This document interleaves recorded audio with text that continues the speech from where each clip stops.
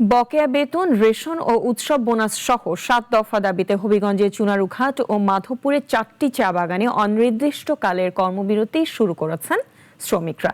সকাল থেকে দেওয়ন্দি, লালচান, মৃতিঙ্গা ও নোয়াপাড়া বাগানের প্রায় ৫,০০০ শ্রমিক কাজ বন্ধ রেখে নাট্যমন্দিরে অবস্থান নেন।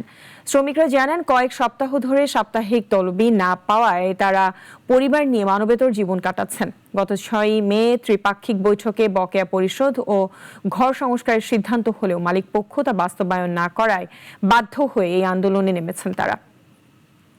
আমি ৬ মাস ধরে অসুখ আছি, কিন্তু আমি নিজের টাকা দিয়ে গরু বাছুর ক্ষেত বন্ধক দিয়ে আমি চিকিৎসা হচ্ছে। ২২ সাল থেকে প্রায় আজকে ২৬ সাল পর্যন্ত অতিবাহিত হচ্ছে, কিন্তু বারবার মালিক পক্ষের সাথে বসে আমাদের মিটিং হয়, অনেক কিছু আলোচনা হয় যে দাবি ইতিপূর্বে তারা পূরণ করবে, কিন্তু তারা কোনোটা এই পর্যন্ত পূরণ করতে পারেনি।